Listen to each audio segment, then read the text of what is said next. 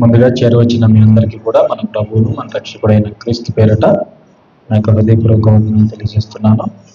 ఈరోజు ఈ మధ్యకాలంలో మనం చూస్తున్నాము సోషల్ మీడియాలో యేసు ప్రభు వారి గురించి, ఆయన యొక్క దైవత్వం గురించి, ఆయన దేవుడా కాదా, ఆయన ఎవరు అనే విషయాల మీద సోషల్ మీడియాలో అనేకమైనటువంటి వాదోపవాదాలు మనం చూస్తూ ఉన్నాము. అందులో భాగంగా అనేక మంది మాట్లాడుతున్నారు. అనేక మంది మాట్లాడుతూ ఉన్నప్పుడు వారి యొక్క హృదయ ఆలోచనలు అనేవి బయటపడుతున్నాయి. ఎక్కువగా మాట్లాడడం వల్ల ఏం జరుగుతుందంటే వారి యొక్క హృదయ ఆలోచనలు, వారి యొక్క తలంపులు ఇవన్నీ కూడా బయటపడుతూ ఉంటాయి. అందులో భాగంగా ఈరోజు చాలా మంది యేసు ప్రభు గురించి మాట్లాడుతున్నప్పుడు మనకి వినిపిస్తున్నది ఏంటంటే ఆయన దేవుడు కాదని కొంతమంది, మరికొంతమంది ఆయన ఆరాధనకు యోగ్యుడు కాదు అని మాట్లాడుతున్నారు. దేవుడే కానీ ఆరాధనకు యోగ్యుడు కాదు అని మాట్లాడుతూ ఉండటము ఒకంత మనకి ఆశ్చర్యాన్ని కలుగజేస్తుంది. చూడండి, యేసుక్రీస్తు ప్రభుల వారిని ఆరాధించకూడదు లేక ఆయన్ని పూజించకూడదు అని మనం బోధిస్తున్నాము అని అంటే ఆయన దేవుడు కాదు అని మనము పరోక్షంగా చెప్తున్నట్టే దాని అర్థం. వ్రాయబడిన మాటలను బట్టి ఆయన దేవుడు అని నువ్వు చదివి చెప్తున్నా, ఒకవైపు ఆయన్ని ఆరాధించకూడదు, ఆయన్ని పూజించకూడదు, తండ్రిని మాత్రమే ఆరాధించాలి, యేసుక్రీస్తు ప్రభు కూడా తండ్రిని ఆరాధించాడు అని నీవు బోధిస్తున్నావంటే వాక్యం మీద సరైనటువంటి అవగాహన లేదు. అలాగే మనల్ని మనం మోసం చేసుకుంటూ ఇతరుల్ని తప్పుదారి పట్టిస్తున్నాము అనే సత్యాన్ని మనం తెలుసుకోవాలి. ఎవరైతే యేసుక్రీస్తు ప్రభువుని ఆరాధించకూడదు అని బోధిస్తున్నారో వారు యేసు ప్రభు దేవుడు కాదని చెప్తున్నారు, దేవుడిగా ఆయన నమ్మటం లేదు. అంతే కదా దాని అర్థం. ఇప్పుడు యేసుక్రీస్తు ప్రభు దేవుడు అయినప్పుడు ఆయన పూజార్హుడు, ఆయన స్తోత్రార్హుడు, ఆయన ఆరాధనకు యోగ్యుడు అని మనం గుర్తించాలి. కానీ ఈ రోజుల్లో చాలామంది బోధలు ఎలా ఉంటున్నాయంటే, చాలామంది బోధలు అప్పుడప్పుడు మనము కొన్ని సామెతలు వింటుంటాం. ఎంత బతుకు బతికి ఇండియానికి చచ్చినట్టు ఎన్నో సంవత్సరాలు మేము బైబిల్ చదివాము, ఎంతో మందికి మేము బైబిల్ నేర్పించాము, ఎన్నో సంవత్సరాలు మేము బైబిల్ చదివాము అని చెప్పుకుంటున్న వాళ్ళు కూడా ఈరోజు యేసు ప్రభుకి ఆరాధన చేయకూడదు అని అంటే అది ఎంత విడ్డూరంగా ఉంది ఒకసారి మీరు ఆలోచన చేయండి. కాబట్టి ఈరోజు యేసుక్రీస్తు ప్రభుల వారు ఆరాధనకు యోగ్యుడా కదా, ఆయన్ని మనం కీర్తించటం కానీ, ఆయన్ని మనం ఆరాధించటం కానీ, లేక ఆయన గురించి మనం గొప్పగా పాడటం కానీ ఇవన్నీ మనం చేయకూడదా, లేకపోతే ఆయన వాటన్నింటికి కూడా అర్హుడా అనే విషయాన్ని ఈరోజు మనం తెలుసుకుందాం. ఈ విషయం మనకు తెలియాలంటే అసలు యేసుక్రీస్తు ప్రభుల వారు ఎవరు మనకు తెలియాలి. యేసుక్రీస్తు ప్రభుల వారు ఎవరు మనకు తెలియాలి. ఈరోజు చాలామంది మరి వారి బోధలు ఎలా ఉన్నాయంటే యేసుక్రీస్తు ప్రభుల వారు మనలాంటి వాడే అనే బోధలు ఈరోజు ఉన్నాయి సమాజంలో. యేసుక్రీస్తు ప్రభుల వారు మనలాంటి వాడే ఆయన, యేసుక్రీస్తు ప్రభు మనలాంటి వాడే. అసలు బైబిల్లో ఏం రాయబడింది యేసు ప్రభు గురించి, ఆయన ఎంత శక్తి సంపన్నుడో, ఆయన ఏమై ఉన్నాడో ఏ రోజైనా మనం ఆలోచించి అందులో ఉన్నటువంటి సారాన్ని మనం గ్రహించామా? ఏంటి బోధలు ఆలోచన చేయండి. బైబిల్ పట్టుకున్నవాడు యేసు ప్రభు దేవుడు కాదు, ఆయన్ని ఆరాధించకూడదు అని అంటున్నాడంటే ఇక అతనికంటే అజ్ఞాని, అతనికంటే ఇక జ్ఞానం లేనివాడు మరొకడు ఉంటాడా చెప్పండి? మరొకడు ఉంటాడా? కాబట్టి అసలు యేసుక్రీస్తు ప్రభు ఎవరని ప్రత్యక్ష సాక్షులు చెప్తున్నారు. ప్రత్యక్ష సాక్షులు ఎవరు యేసు ప్రభుకి ప్రత్యక్ష సాక్షులు? ఆయన శిష్యులు. ఎవరు? ఆయన శిష్యులు. ఆయన బోధలు చెవులారా విన్నవాళ్ళు, ఆయన్ని కళ్ళారా చూసిన వాళ్ళు, చేతులారా ఆయన్ని ముట్టుకున్న వాళ్ళు, ఆయనతో ఉన్నవాళ్ళు, ఆయనతో కూడా కలిసి భోజనం చేసిన వాళ్ళు, ఆయనతో కూడా కలిసి తిరిగిన వాళ్ళు, ఆయన ఎక్కడికి వెళితే అక్కడికి వెళ్ళిన వాళ్ళు శిష్యులు, అపోస్తలులు. ఆ అపోస్తలులు యేసుక్రీస్తు ప్రభు గురించి ఏం రాస్తున్నారో ఏ రోజైనా వీళ్ళు గ్రహించారా? ఆలోచన చేయండి.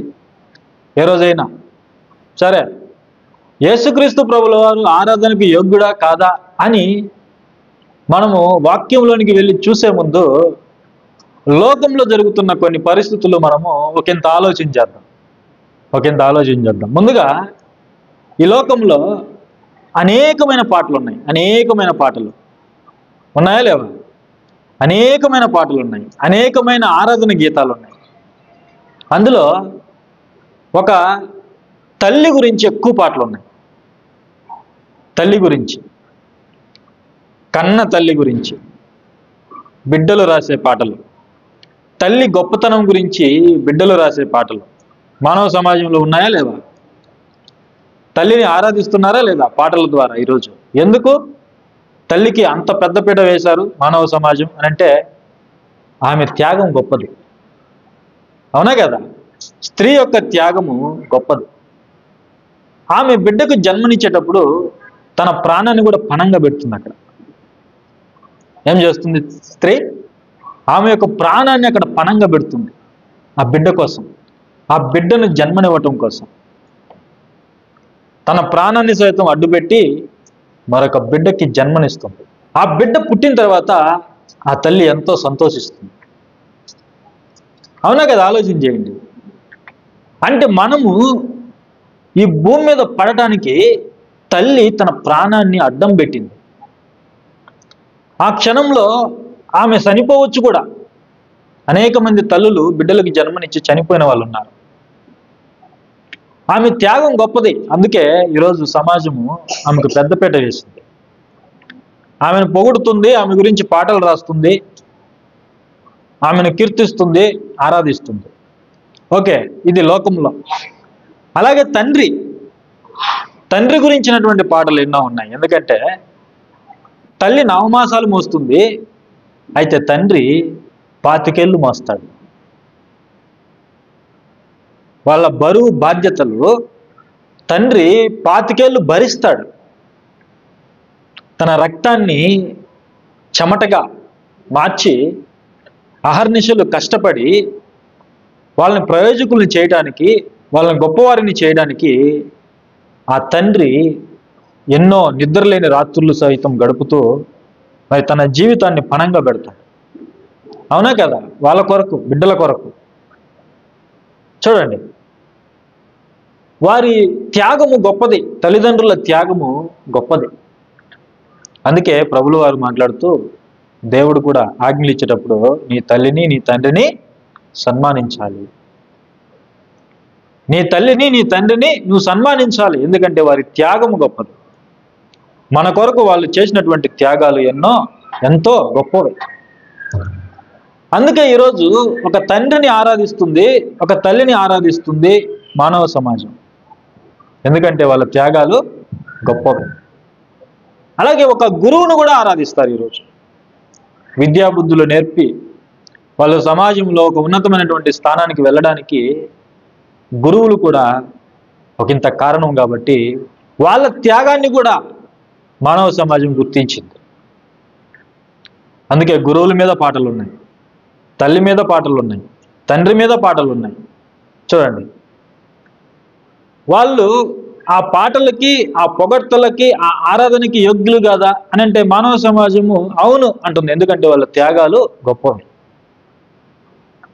ఇక ఒకంత మనం క్రైస్తవ లోకాన్ని ఆలోచించేద్దాం.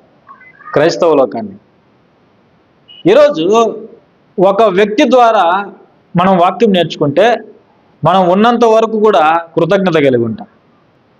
అవునా కదా? కృతజ్ఞత కలిగి ఉంటాం. వారికి వాక్యాన్ని నేర్పినటువంటి ఆత్మీయ తండ్రుల మీద పాటలు రాసిన వాళ్ళు కూడా ఉన్నారు. ఉన్నారా లేరా? ఉన్నారు. వాళ్ళ మీద కూడా పాటలు రాసిన వాళ్ళు, వారిని పొగిడిన వాళ్ళు ఉన్నారు.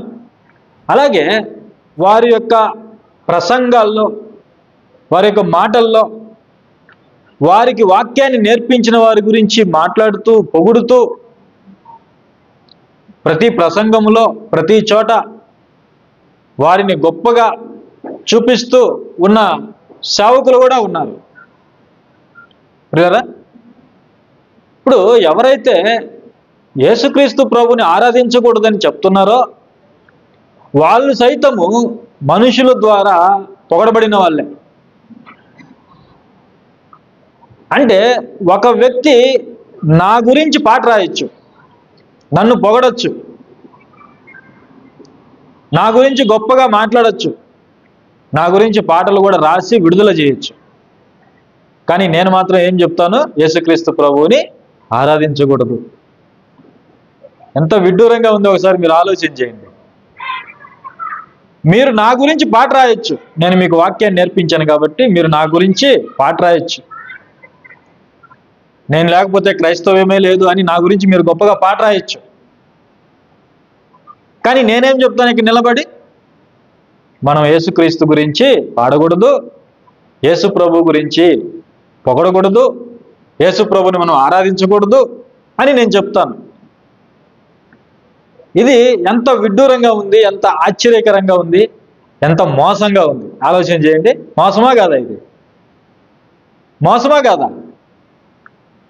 అంటే మనం యేసుక్రీస్తు గురించి పాడకూడదు, రాయకూడదు, ఆయన ఆరాధించకూడదు అంటే యేసుక్రీస్తు ప్రభు నాకంటే తక్కువ పడైపోయాడా?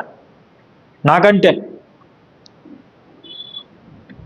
ఒక తల్లి కంటే తక్కువ పడైపోయాడా యేసుక్రీస్తు ప్రభు?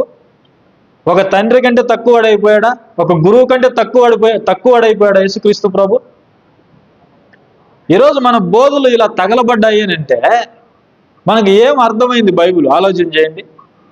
లేస్తే నేను ఇన్ని సంవత్సరాలు చదివాను, ఇన్ని సంవత్సరాలు పరిశోధన చేశాను, సారం లేని చదువు ఎన్ని సంవత్సరాలు చదివితే ఏం ప్రయోజనం చెప్పండి? ఆలోచన చేయండి. కొంత భోజనం చేసినా అందులో ఏముండాలంటారు పెద్దలు? రుచి ఉండాలి. రుచి లేని ఆహారము తట్టెడు తింటే ఏం ప్రయోజనం చెప్పండి? ప్రయోజనం ఏమనుందా? ఉంటుందా? ఉండదు. కాబట్టి మన బోధలు మనం పరిశీలన చేయాలి. నువ్వు యేసు ప్రభు దేవుడని కేవలం చెప్పడం మాత్రమే కాదు, నువ్వు నిజంగా యేసుక్రీస్తు ప్రభుని దేవుడని ఒప్పుకుంటున్నావు అని అంటే దానికి ఆధారం ఏంటో తెలుసా?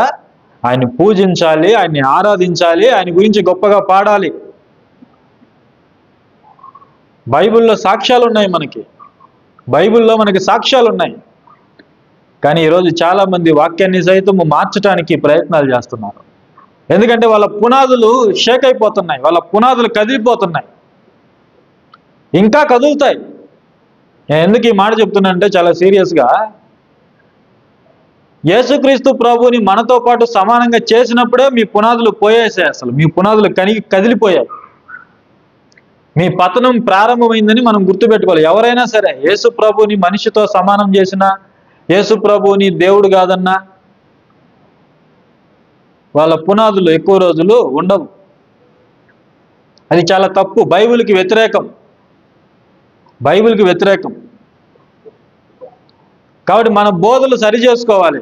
మన బోధలు ఏం చేసుకోవాలి? సరి చేసుకోవాలి. అసలు నువ్వేంటి? ఒకడు అంటాడు యేసుక్రీస్తు ప్రభు దేవుడే కాదు, నాతో సమానుడు అంటాడు. ఏ రోజైనా నీ ముఖం అద్దంలోకి పోయి చూసుకున్నావు? అసలు నువ్వు నిలబడి అద్దం ముందు నిలబడి నువ్వేంటో, నీ ఆకారం ఏంటో, నీ బ్రతుకేంటో ఎప్పుడైనా నిలబడి చూసావా? అప్పుడు అర్థమవుతుంది మనిషికి యేసు ప్రభు ఎవరో, నేనెవరో. ఈ మట్టోడు మనిషి ఎవరు చెప్పండి? మనిషి ఎవరు? మట్టోడు మనిషి. ఆదాముని దేవుడు మట్టి నుంచి తీశాడు. మనమంతా ఎవరు చెప్పండి? మట్టోళ్ళం. మనమంతా మట్టి మనుషులు. మనం నేల మంటితో నరుని నిర్మించాడు దేవుడు. ఆదాము కింద నుంచి వచ్చాడని పౌలు గారు చెప్పారు. ఎక్కడి నుంచి వచ్చాడు మనిషి? కింద నుంచి వచ్చాడు. మట్టి ముద్ద మనం, జిగట మట్టితో మనల్ని చేశాడు దేవుడు. అబ్రహాము దేవుడి ముందు నిలబడ్డప్పుడు ఏమన్నా తెలుసా? ప్రభువా నేను ధూళిని. ఏమన్నాడు అబ్రహాం గారు? నేను ధూళిని అన్నాడు. ఈ ధూళి లాంటి మనిషి, ఈ మట్టోడు యేసుప్రభుని ఏమంటాడు? దేవుడు కాదంటున్నాడు. ఆలోచించండి ఒకసారి, ఎంత విడ్డూరం, ఎంత ఆశ్చర్యం ఇది. అసలు ఆయన గురించి ఏమని రాయబడిందో ఏ రోజైనా ఈ మట్టి మనుషులు ఆలోచన చేశారా చెప్పండి? ఏ రోజైనా? ఈ బోధలు వింటున్నప్పుడు నవ్వాలో ఏడవాలో, అలాంటి వాళ్ళకి సన్మానం చేయాలో ఆలోచన చేయండి ఒకసారి. ఎంత అజ్ఞానానికి చేరుకుంటుంది క్రైస్తవ్యం.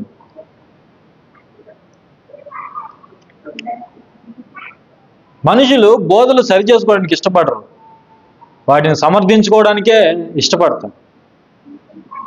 సరి చేసుకున్నవాడు గొప్పవాడు అవుతాడు. నిజంగా బోధలు సరి చేసుకుంటే గొప్పవాళ్ళు అవుతారు. సమర్థించుకుంటే కొద్ది రోజులకి పతనానికి వెళ్ళిపోతారు, పతనం అయిపోతారు కొద్ది రోజులకి. నెబుకద్నెజరు చేత దేవుడు గడ్డి తినిపించాడు. నాకు తప్ప ఎవరికి తెలియదు, నేనే గొప్ప నేను ఒకవేళ నువ్వు విర్రవీగితే చిన్న వాళ్ళని కూడా లేపుతాడు. నీ బోధ తప్పు, నీ బోధ తప్పు, నీ బోధ తప్పు అని చిన్న వాళ్ళ చేత కూడా గడ్డి తినిపిస్తాడు. అది గడ్డి తినిపించడం అంటే ఏంటి? బుద్ధి చెప్పిస్తాడు. నీకు బుద్ధి చెప్పిస్తాడు. చిన్న వాళ్ళ చేత కూడా, చిన్న వాళ్ళని లేపుతాడు దేవుడు. లేపి మీరు చేసే బోధలు తప్పు, సరి చేసుకోండి అని మీకు వాళ్ళ చేత గడ్డి తినిపిస్తాడు. గర్వపడకూడదు. మనం ఏదైనా తప్పు బోధిస్తే సరి చేసుకోవాలి. ఆయన గురించి ఏమని రాయబడినాయో కొన్ని మాటలు మనం చూద్దాం. అసలు ఆయన ఆరాధనకు యోగ్యుడా కాదా? కొన్ని మాటలు. ముందుగా యోహాను సువార్త 1వ అధ్యాయం 1వ వచనము నుండి ప్రత్యక్ష సాక్షులు. యేసు ప్రభు యొక్క 12 మంది శిష్యుల్లో ఆయన ఇన్నర్ సర్కిల్లో 3, పేతురు, యోహాను, యాకోబు. ఆ 3లో అగ్రగణ్యుడిగా పేతురు గారు పిలువబడితే అత్యంత ప్రియమైన శిష్యుడిగా యోహాను గారు పిలువబడ్డాడు. ఎప్పుడు ప్రభు యొక్క రొమ్మును ఆనుకుని ఉండేవాడు, ప్రభు పక్కనే ఉండేవాడు. ప్రభు పక్కన ఉన్నవాడికి ప్రభు గురించి ఎక్కువ విషయాలు తెలుస్తాయి. మనం ఎవరి పక్కనైతే ఎక్కువ ఉంటామో, ఎవరితో ఎక్కువ సహవాసం చేస్తామో వాళ్ళ గురించి మనకు ఎక్కువ విషయాలు తెలుస్తాయి. మనం ఎప్పుడు బైబిల్ని గుండెలకు హత్తుకుంటే, ఎప్పుడు మనం బైబిల్తో సహవాసం కలిగి ఉంటే బైబిల్లో ఏమున్నాయో మనకు అర్థమవుతుంది. వాక్య సారాంశం మనకు అర్థమవుతుంది. వాక్య సారాంశము మనం గ్రహించాలి. ఉన్న వాక్యాన్ని బట్టి వాక్య సారాంశాన్ని మనము గ్రహించాలి. చూడండి, ఆయన ఎవరో, ఆయన ప్రియమైన శిష్యుడు యోహాను గారు చెప్తున్నాడు, ఈ సమాజానికి చెప్తున్నాడు. ఆది యందు వాక్యం ఉండెను, వాక్యము దేవుని యొద్ద ఉండెను, వాక్యము దేవుడై ఉండెను. యేసుక్రీస్తు ప్రభు గురించి యోహాను గారు మాట్లాడుతూ వాక్యము దేవుడై ఉండెను అంటే దేవుని యొద్ద దేవుడు ఉన్నాడు, తండ్రి దగ్గర వాక్యమైన దేవుడు ఉన్నాడు. 14వ వచనంలో ఆయన యేసుక్రీస్తు ప్రభువు అని క్లియర్గా చెప్పాడు. శరీరధారిగా 2000 సంవత్సరాల క్రితం ఈ భూమి మీదకి వచ్చి ఈ భూమి మీద నడిచినటువంటి వ్యక్తి ఎవరో కాదు, ఆయన పూర్వపరాలు మనము ఆలోచన చేస్తే ఆయన తండ్రి దగ్గర ఉన్న దేవుడు అని యోహాను గారు ఇక్కడ స్పష్టంగా మనకు తెలియజేస్తున్నాడు. ఆయన దేవుడు అని తెలియజేస్తున్నాడు. లేదా దేవుని యొద్ద ఉన్న దేవుడు అని యోహాను గారు తెలియజేస్తున్నప్పుడు, ఈ సృష్టి పుట్టక ముందు నుంచి తండ్రి దగ్గర దేవునిగా ఉన్నటువంటి యేసుక్రీస్తు ప్రభు మరి పాత నిబంధనలో దేవుడిగా లేడా? చెప్పండి. సృష్టిని చేసిన తర్వాత సృష్టికి దేవుడు కాదా? మనుషులను సృజించిన తర్వాత ఆ మనుషులకు ఆయన దేవుడు కాదా? చెప్పండి. కిందికి మాట్లాడుతూ కలిగి ఉన్నది ఏదియో ఆయన లేకుండా కలగలేదు. కలిగి ఉన్నది ఏది యేసుక్రీస్తు లేకుండా కలగలేదు. ఈరోజు మనం దేవునిగా ఆరాధిస్తున్నటువంటి యేసుక్రీస్తు ప్రభువు లేకుండా ఒక ఇసుక రవ్వ కూడా సృష్టించబడలేదు. సమస్తము ఆయన కలుగు చేశాడు. కలుగు చేసిన ఆయన సృష్టికి దేవుడు కదా? ప్రారంభం నుండి ఆదాముని మట్టి నుంచి నిర్మించినటువంటి దేవుడు ఆదాముకి దేవుడు కదా? ఆది కాండము నుంచి. యోహాను గారు ఏం చెప్తున్నారు ఇక్కడ? క్లీన్గా మీరు అబ్జర్వ్ చేయండి. ఆది నుండి దేవుని యొద్ద దేవునిగా యేసుక్రీస్తు ప్రభు ఉన్నాడు అని అంటే ఆయన అన్ని కాలాల్లో దేవుడిగా ఉన్నాడనే కదా దాని అర్థం. పాత నిబంధన నుండి కూడా ఆలోచన చేయండి. పాత నిబంధన నుండి కూడా ఆయన దేవునిగా ఉన్నాడనే కదా దాని భావం. మరి మన వాళ్ళు ఏంటి పాత నిబంధనలో యేసుక్రీస్తు లేడంటారు? ఆలోచన చేయండి. పాత నిబంధనలో యేసుక్రీస్తు ప్రభు లేడంటాడు.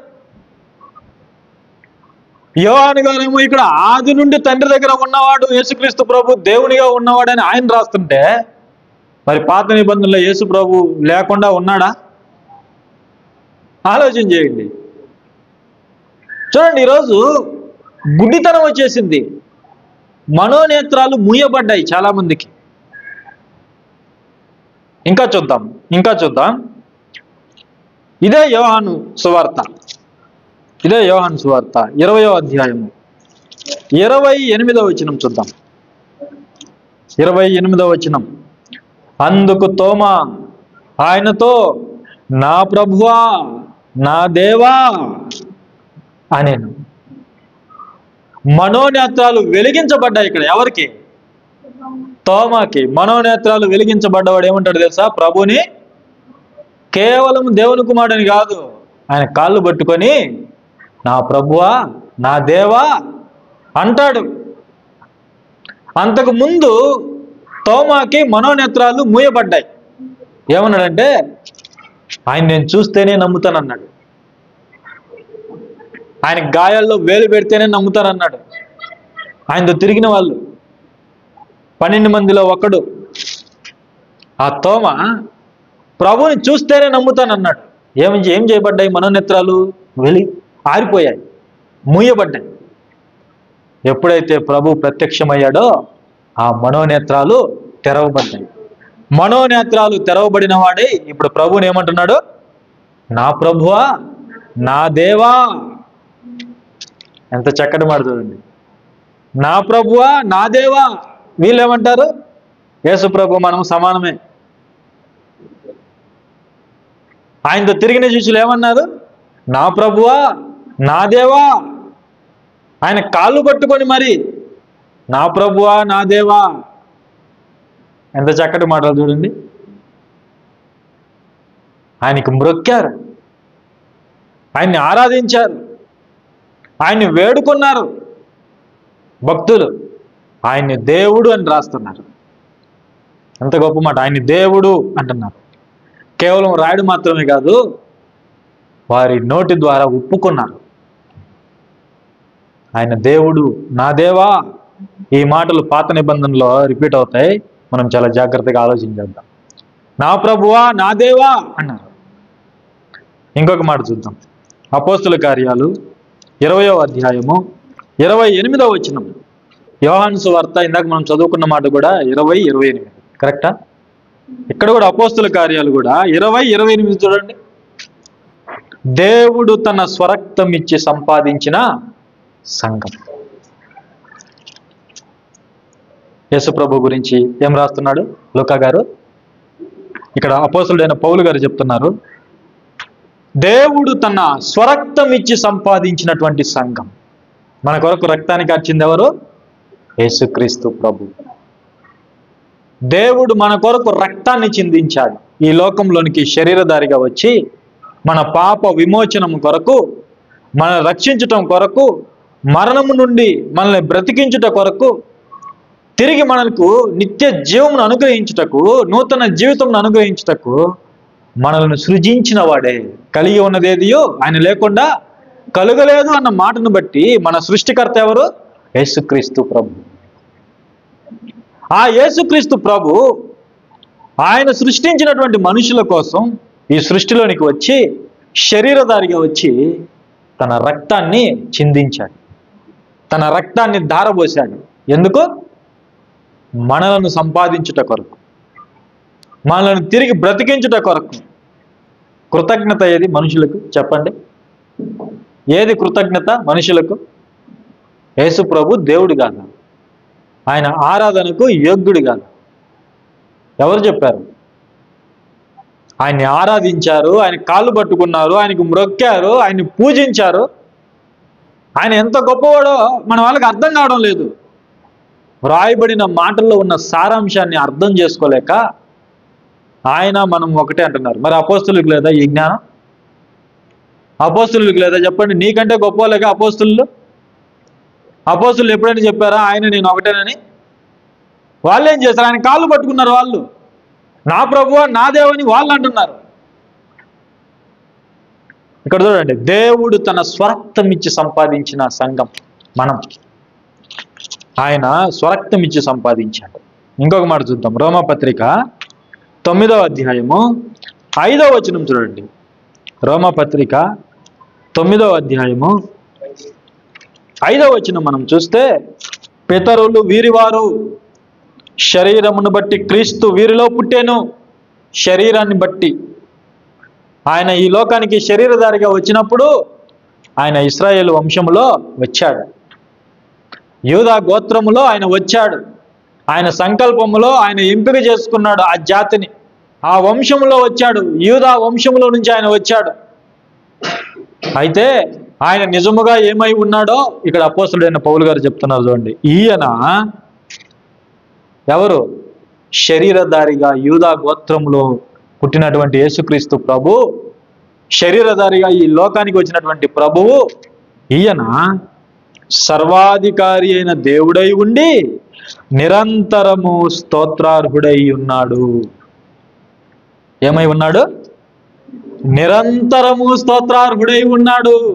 నిరంతరము ఆయన దేవుడై ఉండి నిరంతరము స్తోత్రార్హుడై ఉన్నాడు. అపోస్తులు ఎక్కడైనా బోధ తప్పారా వాళ్ళు? చెప్పండి, బోధ తప్పుతున్నారా? లైన్ తప్పుతున్నారా వాళ్ళు? ఏ ఒక్కరు కూడా లైన్ తప్పటంలా. ఆయన దేవుడని స్పష్టంగా రాస్తున్నారు. ఆయన స్తోత్రార్హుడు అని రాస్తున్నారు. ఆలోచించండి ఒకసారి. మరొక మాట చూద్దాం. ప్రకటన గ్రంథం 5వ అధ్యాయము. ప్రకటన గ్రంథము 5వ అధ్యాయము 7వ వచనం నుండి గొర్రెపిల్ల గురించి, అంటే యేసుక్రీస్తు ప్రభు గురించి.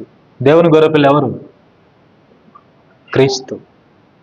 లోక పాపములను మోసుకొని పోవు దేవుని గొర్రెపిల్ల. దేవుని గొర్రెపిల్ల యేసుక్రీస్తు ప్రభు. గొర్రెపిల్ల అయినటువంటి యేసుక్రీస్తు ప్రభు తండ్రి సింహాసనం దగ్గరికి వచ్చి, చూడండి, ఆయన వచ్చి సింహాసనము నందు ఆసనుడై ఉండు అని కుడి చేతిలో నుండి ఆ గ్రంథమును తీసుకొనేను. ఆయన దానిని తీసుకునేటప్పుడు ఆ 4 జీవులను, వీణెలను, ధూప ద్రవ్యములతో నిండిన సువర్ణ పాత్రలను పట్టుకొని ఉన్న ఆ 24 పెద్దలను ఆ గొర్రెపిల్ల ఎదుట సాగిలపడిరి. ఏం చేశారు? 24 పెద్దలు, దేవదూతలు ఏం చేశారు? ప్రభు ఎదుట సాగిలపడ్డారు. సాగిలపడిరి. ఈ పాత్రలు పరిశుద్ధుల ప్రార్థనలు. ఓకే, ఆ పెద్దలు ఏమంటున్నారో చూడండి. ఆ పెద్దలు ఏమంటున్నారో చూడండి. నీవు ఆ గ్రంథమును తీసుకొని దాని ముద్రలను విప్పుటకు యోగ్యుడవు.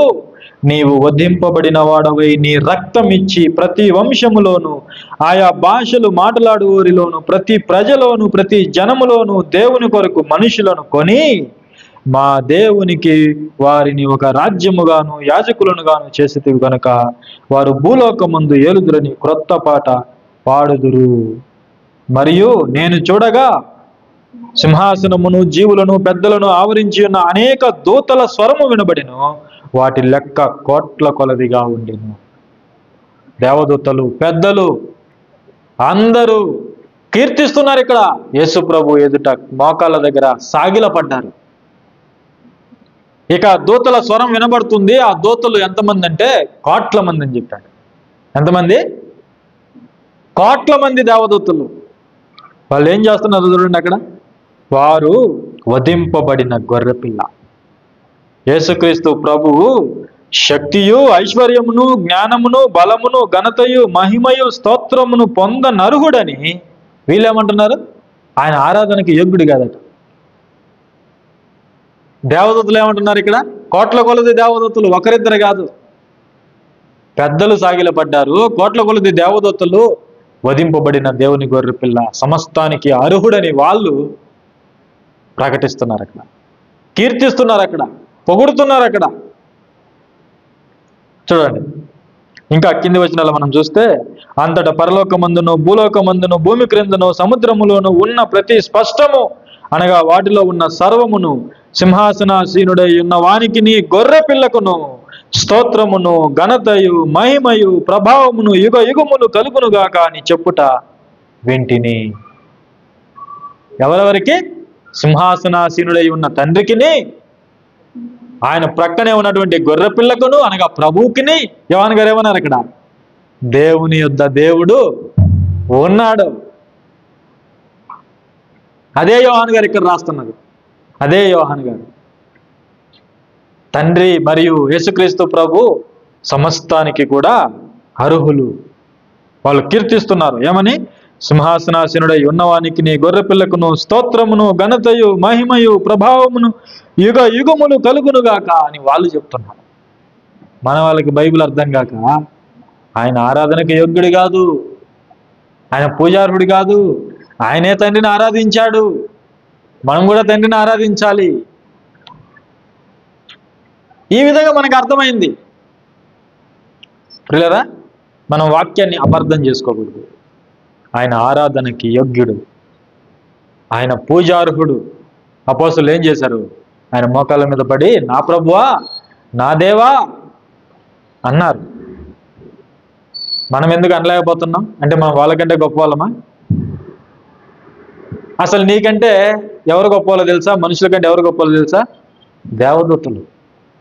తెలుసా? దేవదూతలు ఎంత శక్తివంతమైనయో తెలుసా మనకి? ఆత్మజీవులు. మనం మట్టి లాంటి వాళ్ళం. దేవదూతలు మట్టి కాదు, ఆత్మలు. ఎంత శక్తివంతమైన ఈ దేవదూతలు.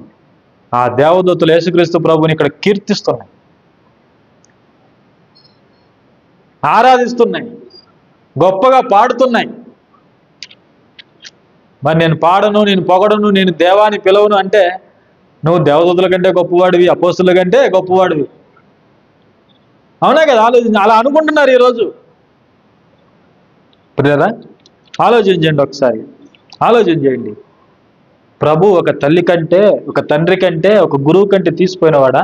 ఆయన ఆరాధించకూడదని మనం చెప్తున్నామంటే నీకు వాక్యం నేర్పించాడనే ఉద్దేశంతో ఎక్కడ ఏ సభలు పెట్టినా నువ్వు మాట్లాడుతున్నావే నీ ఆత్మీయ తండ్రి గురించి, నీకు వాక్యాన్ని నేర్పినటువంటి వ్యక్తి గురించి ఎక్కడికి వెళ్ళినా పొగుడుతున్నావే, పాటలు కూడా రాస్తున్నావే.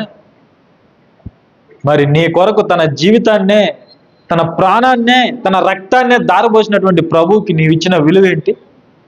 నీవిచ్చిన గౌరవం ఏంటి చెప్పండి. ప్రియులారా, ఇక చివరి మాటలు నేను చూసి ముగిస్తాను. ప్రభు మన కోసం ఏం చేశాడో ఒకసారి మనం చదివితే ఆయన్ని మనం ఆరాధించకుండా ఉండలేము, ఆయన్ని మనము కీర్తించకుండా ఉండలేము, ఆయన్ని మనం పొగడకుండా ఉండలేము. అంత గొప్పవాడు మన ప్రభు. ఫిలిప్పీ పత్రిక 2వ అధ్యాయము 5వ వచనము నుండి జాగ్రత్తగా నేను చదువుతాను చూడండి. క్రీస్తు యేసునకు కలిగిన ఈ మనస్సు మీరును కలిగి ఉండుడి.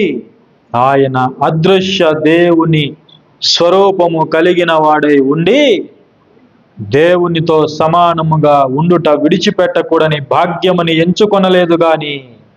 ఫిలిప్పీలకి అపోస్తులుడైన పౌలు గారు రాస్తున్నారు. జాగ్రత్తగా చూడండి. ఒక అపోస్తులుడు మరొక అపోస్తులుడు రాసిన దానికి ఎలా మ్యాచ్ అవుతుందో మీరు గుర్తించాలి. ఇక్కడ మొట్టమొదటిగా మనం చదువుకున్నాం యోహాను గారు తండ్రి యొద్ద దేవునిగా ఉన్న యేసుక్రీస్తు ప్రభు అని మనం చదువుకున్నాం. దేవుని యొద్ద దేవుడిగా ఉన్నటువంటి యేసుక్రీస్తు ప్రభు అని మనం చదువుకున్నాం.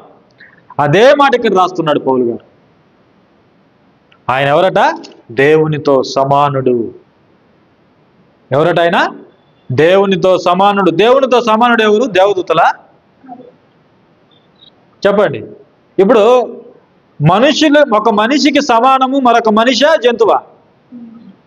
చెప్పండి. మనిషితో సమానము జంతువు అవుతుందా, పక్షి అవుతుందా, పురుగు అవుతుందా, లేక ఒక మనిషి అవుతాడా? చెప్పండి. మనిషే కదా. అందుకే కదా ఈరోజు మనం చేస్తున్న పోరాటాలు. సమానత్వం లేదని గోల పెడుతుంది సమాజం.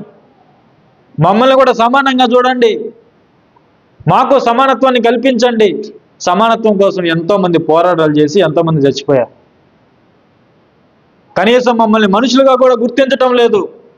నువ్వు మనిషిగా పుట్టావంటే మరొక మనిషితో నీకు సమానత్వం ఉందని దాని అర్థం. లేకపోతే ఎందుకు ఈరోజు సమానత్వం కోసం పోరాటాలు చేస్తున్నారు మనుషులు? మేము మనుషులమే కాబట్టి మేము మీతో కూడా సమానమే, మమ్మల్ని సమానంగా చూడటం లేదు కాబట్టి ఈ మా పోరాటం మేము చేస్తున్నాం అంటున్నాం. ఒక మనిషికి మరొక మనిషి సమానం, జంతువులు కాదు. ఒక దేవునికి మరొక దేవుడు సమానం, దేవదూతలు కాదు. యేసుక్రీస్తు ప్రభు ఎవరట? దేవునితో సమానంగా ఉన్నాడు. ఆయన ఆరాధనకి యోగ్యుడు కదా.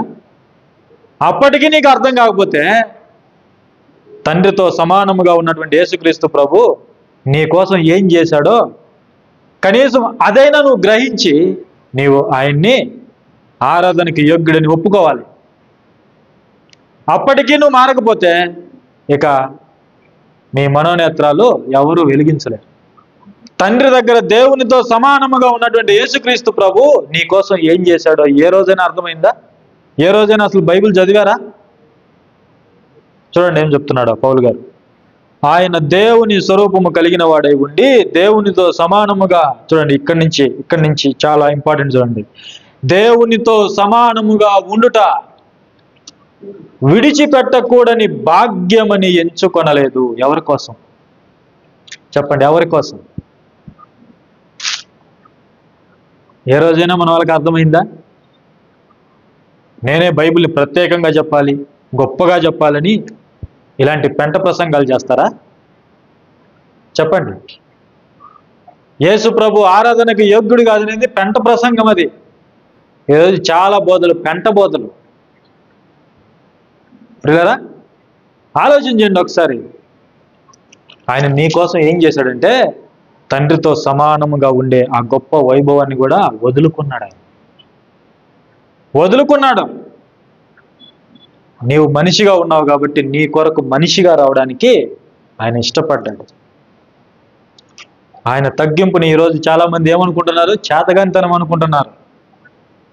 ఆయన తగ్గింపు, ఆయన విధేయతని ఈరోజు చేతగానితనం అనుకుంటున్నారు చాలా మంది. బైబిల్ అర్థం కాక మన వాళ్ళు కూడా, బైబిల్ పట్టుకున్న వాళ్ళు కూడా. ఆయన ఏం చేశారట? విడిచిపెట్టకూడని భాగ్యమని ఎంచుకొనలేదు కానీ మనుష్యుల పోలికగా పుట్టి. ఎందుకు మనుషుల పోలికగా పుట్టాలి? ఆయన నిన్ను మనిషిగా పుట్టించాడు కాబట్టి, నిన్ను తిరిగి ఆయన సన్నిధికి చేర్చుకోవడానికి దేవుడు ఇష్టం కలిగి ఉన్నాడు కాబట్టి, ఆయన నిన్ను ప్రేమించాడు కాబట్టి ఆయన తన వైభవాన్ని విడిచిపెట్టుకొని నీ పోలికగా ఆయన పుట్టడానికి, ఈ లోకంలో రావడానికి ఆయన ఒప్పుకున్నాడు. ఎవరు చేస్తారు చెప్పండి? ఎవరు చేస్తారు? అంత గొప్ప త్యాగం ఎవరు చేస్తారు?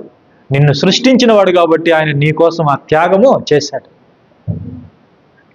ఆయన నిన్ను సృష్టించిన వాడు కాబట్టి, నిన్ను ప్రేమిస్తున్నాడు కాబట్టి, నీవు కావాలని ఆయన కోరుకుంటున్నాడు కాబట్టి నీ కోసం ఆయన దిగొచ్చాడు. మనుషుల పోలికగా పుట్టి దాసుని స్వరూపము ధరించుకొని తన్ను తానే రిక్తునిగా చేసుకొనెను. చూడండి, మరియు ఆయన ఆకారమందు మనుష్యుడిగా కనపడి మరణము పొందినంతగా, అనగా శిలువ మరణము పొందినంతగా విధేయత చూపిన వాడై తన్ను తాను తగ్గించుకొనెను. ఎవరి కోసం చేశాడు ఇదంతా చెప్పండి? ఎవరి కోసం? శిలువ మరణం పొందింది దేనికోసము? ఏమి లేనివాడుగా చేతులు చాచి శిలువలో. ఆలోచన చేయండి, ఎవరి కోసం చేశాడు ఈ త్యాగం? ఆయన కోసమా? ఆయనకు అవసరం లేదు కదా. ఆయన తండ్రితో సమానుడిగా పరలోకంలో ఉన్నాడు కదా, ఆయన వైభవంలో. మరి ఆయన ఎందుకు వచ్చాడు ఈ లోకానికి? ఏ రోజైనా మనకు అర్థమైందో చెప్పండి? ఏ రోజైనా? ఆయన మన కోసం వచ్చాడు, మనుష్యుడిగా కనపడ్డాడు. ఆయన మనిషి కాదు, ఆయన దేవుడు. కానీ ఆయన మనిషిగా ఈ లోకంలో కనిపించాడు, మనిషిగా ఈ లోకంలో తిరిగాడు, మనిషిగా ఈ లోకంలో ఆయన బ్రతికాడు. ఎవరి కోసం చెప్పండి? మన కోసం. మన కోసం ఆయన త్యాగం చేశాడు.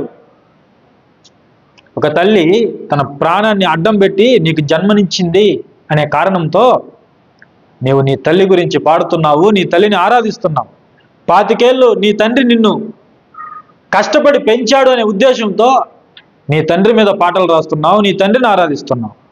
విద్య నేర్పించాడనే ఉద్దేశంతో నీ గురువుని పొగుడుతున్నావు. వాక్యం నేర్పించాడు అనే కృతజ్ఞతతో వాళ్ళ మీద కూడా పాఠాలు రాశావు, వాళ్ళ గురించి కూడా నువ్వు గొప్పగా మాట్లాడుతున్నావు. మరి నీ ప్రభు నీ కోసం ఏం చేశాడు తెలుసా?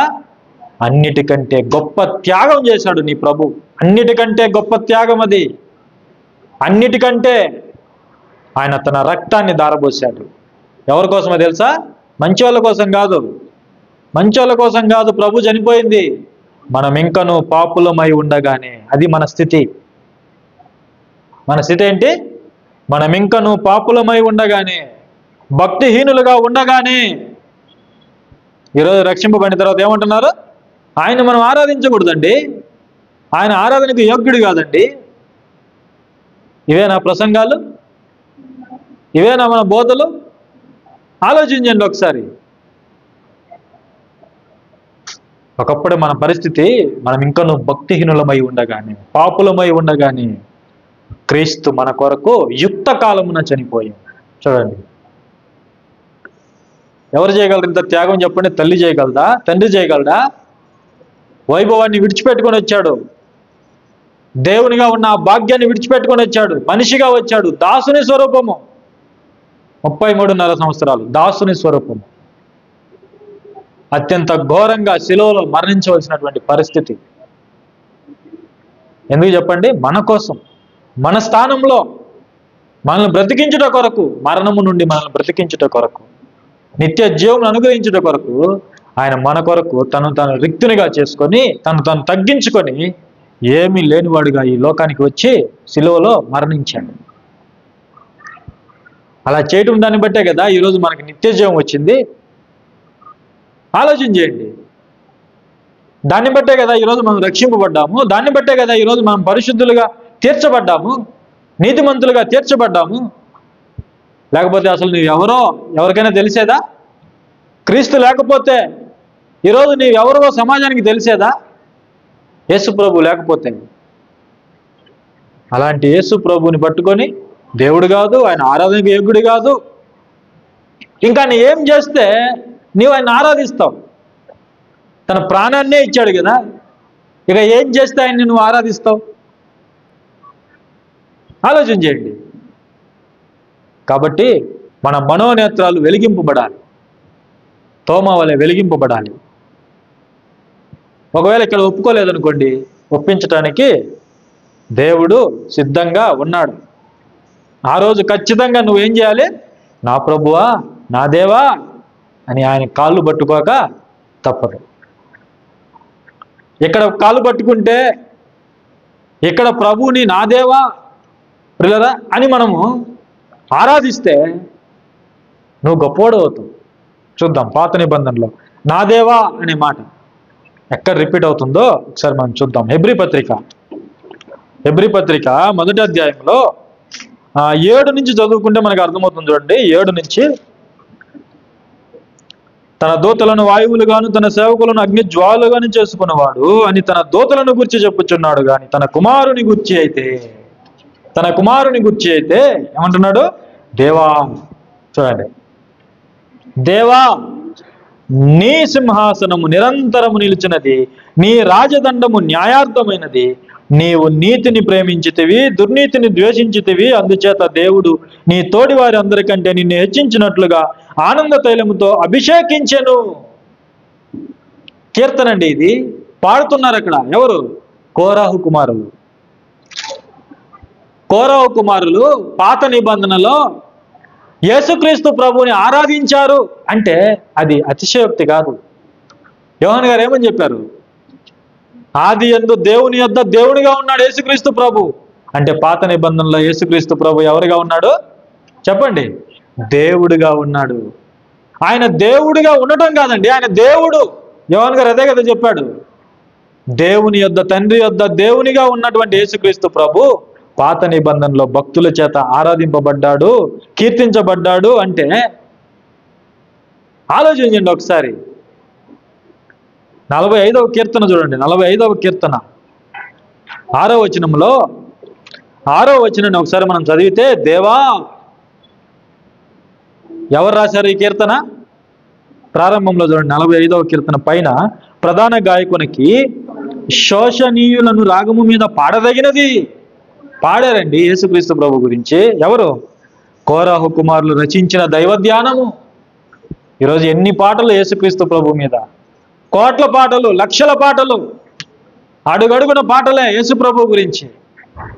ఆయన పాటలకు యోగ్యుడు కాదా? పొగడ్తలకు యోగ్యుడు కాదా? ఆరాధనకు యోగ్యుడు కాదా? భక్తులు ఆయన గురించి పాడలేదా? భక్తులు ఆయన గురించి రాయలేదా?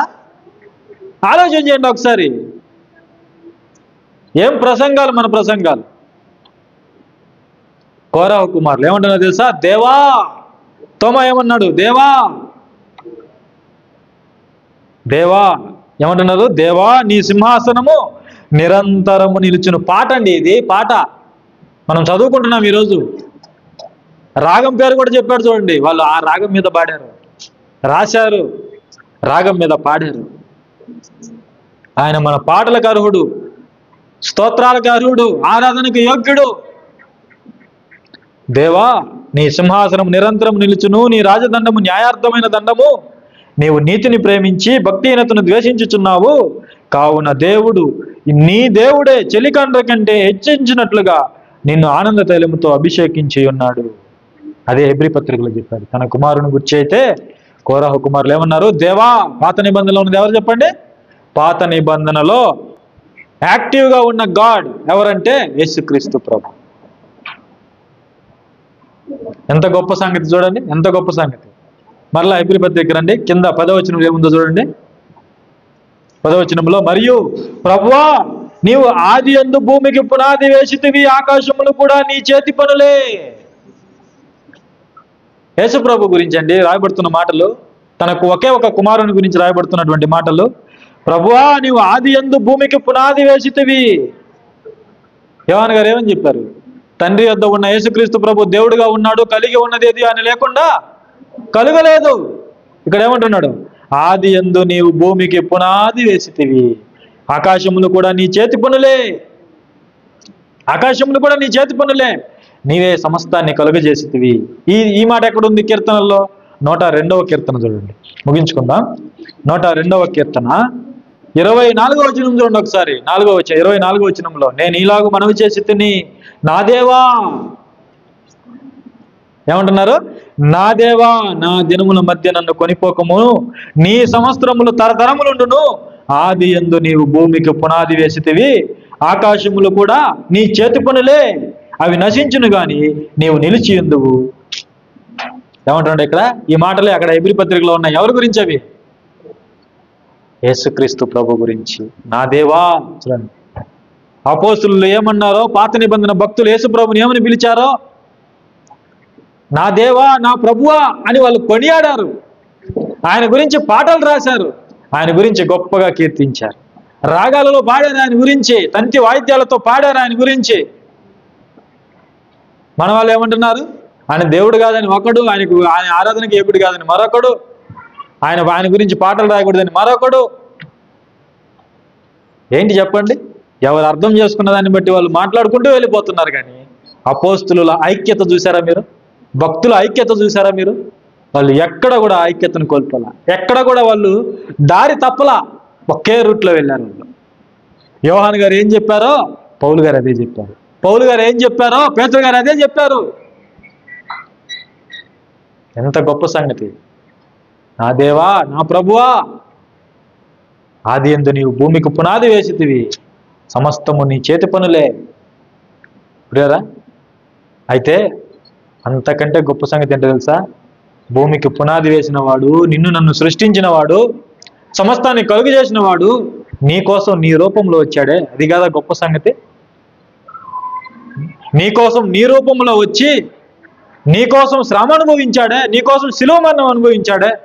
ఇప్పటికీ మన మనోనేత్రాలు తెరవబడకపోతే ఇక మనల్ని ఎవరు కాపాడగలరు?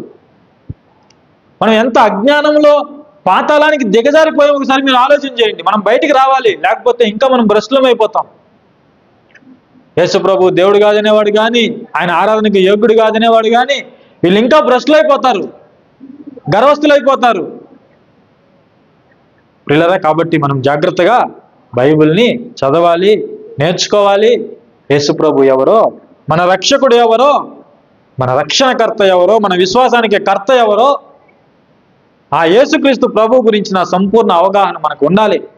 మన రక్షణకర్త అండి ఆయన, మన విశ్వాసానికి కర్త ఆయన, మనల్ని సృజించిన వాడు, మన కొరకు ప్రాణం పెట్టినవాడు. ఈరోజు ఆయన్ని పట్టుకొని నువ్వు దేవుడు కాదు, ఆయన ఆరాధనకు యోగ్యుడు కాదు అని అంటున్నావంటే మనం ఎంత అజ్ఞానంలో ఉన్నామో మన అజ్ఞాన స్థితిని మనం గుర్తించాలి. మన అజ్ఞాన తిమిరాన్ని తొలగించడానికే ఈ మాటలు రాయబడ్డాయి. కాబట్టి దేవుడు మనలో ఉన్న అజ్ఞాన తిమిరాన్ని తొలగించి మనల్ని తన కుమారుని వైపు, యేసుక్రీస్తు దేవుడు అనే సత్యాన్ని ఒప్పుకునే దిశగా మనల్ని నడిపించాలని నేను కోరుకుంటున్నాను. కాబట్టి ఈ సందేశం మీకు అర్థమైందని కూడా నేను భావిస్తూ మరి ఈ సందేశాన్ని ముగిస్తున్నాను.